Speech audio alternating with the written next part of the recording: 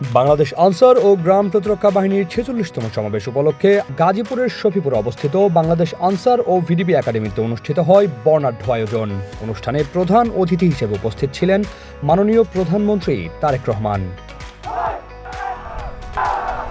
সমাবেশের আনুষ্ঠানিকতা শেষে প্রধানমন্ত্রী একাডেমি প্রাঙ্গণে আয়োজিত কুটির শিল্প প্রশিক্ষণ ও উন্নয়নমূলক বিভিন্ন প্রকল্প ঘুরে দেখেন। এ সময় তিনি বাঁশ ও বেত প্রকল্প, হস্তশিল্প প্রকল্প, কাঠ খোদাই প্রকল্প, তাঁত ও সুতা প্রকল্প, কার্পেট সহ বিভিন্ন প্রকল্প পরিদর্শন করেন। প্রদর্শনীতে নারী সদস্যদের তৈরি নান্দনিক কুটির শিল্প সামগ্রী প্রধানমন্ত্রীর বিশেষ দৃষ্টি আকর্ষণ করে।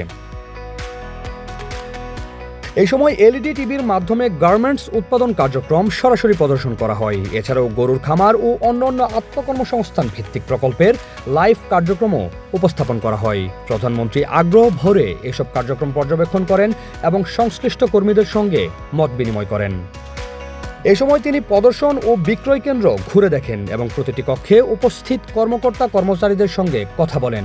বিভিন্ন প্রকল্পের উৎপাদন, প্রশিক্ষণ, বাজারজাতকরণ ও সম্ভাবনা সম্পর্কে খোঁজখবর নেন তিনি।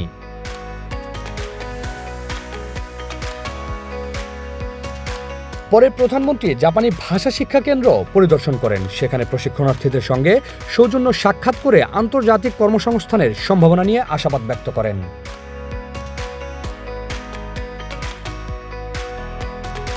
সংশ্লিষ্ট কর্মকর্তারা জানান, বাহিনীর নারী সদস্যদের আত্মনির্ভরশীল করে তুলতে কুটির শিল্প ভিত্তিক বিভিন্ন প্রশিক্ষণ ও উৎপাদন কার্যক্রম পরিচালনা করা হচ্ছে। এসব উদ্যোগের মাধ্যমে গ্রামীণ নারীদের কর্মসংস্থানের সুযোগ সৃষ্টি হওয়ার পাশাপাশি দেশীয় ঐতিহ্যবাহী শিল্পেরও বিকাশ ঘটছে।